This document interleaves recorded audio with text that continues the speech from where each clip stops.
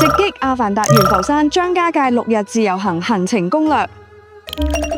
湖南省張家界真係世界級景點，核心景區分咗袁家界、楊家界、天子山、黃石寨等幾大區，唔知點入手，買邊張門票最抵？跟住呢個6日自由行攻略，慢慢玩晒啲精華啦。第一日到埗先去72騎樓，到埗之後先去72騎樓行下。呢度喺2019年攞咗健力士世界紀錄，認證做全球最高吊腳樓形態建築。夜晚打燈加激光效果超靚，邊賞夜景邊食湘西晚餐，仲有民族表演睇，夠晒過癮。出邊有好多食肆，揀間食正宗湘西菜做晚餐。住張家界市永定區官麗坪天門山索道站附近酒店，第2日上山超方便。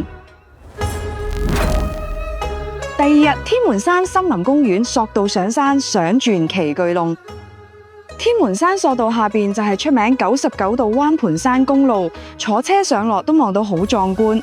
嚟天門山國家森林公園首要目標係穿越嗰個131米高嘅天門洞。山頂東西方各有一段玻璃棧道，懸崖邊嗰條著名鬼谷棧道超刺激。淡季旺季門票價一樣，暑假黃金週要預早微信小程序買標。落山之後呢，住武陵源景區東門附近呢最順路嘅。第3日核心精華武陵源景區直擊阿凡達猿浮山。最抵玩就買張景區通票，包括入門票加3索1梯，4日任坐索道、電梯、環保區間車。袁家界300幾米高嘅乾坤柱就係電影《阿凡達猿浮山》靈感來源。張家界白龍天梯垂直326米，號稱世界第一梯。冬日天子山遇北風銀裝素果超靚，淡季旺季同價，暑假黃金週微信小程序預買。第4日。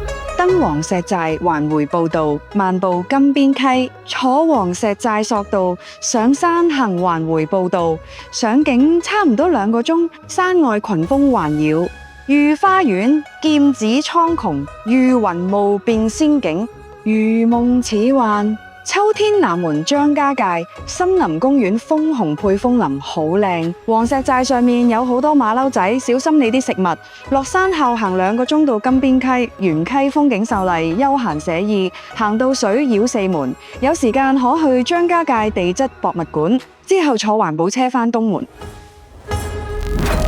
第5日，楊家界一步登天，山頂環回10里畫廊 Q 版小火車。楊家界係新開發景區，一步登天，山頂遠望，眼前山牆似薄刀刃，天然長城超震撼。天波府前吊橋都要影。去10里畫廊呢，就為咗坐 Q 版小火車，記住去程自費坐。上山路一定要揀左邊位賞楓林最抵玩。第6日，最後衝刺寶峰湖遊船。用最後半日包車或者拼車去大峽谷玻璃橋，或者休閒去寶峰湖坐船、黃龍洞探溶洞，又或者用武陵源4日票尾聲重遊最愛楓林，衝刺圓滿結束。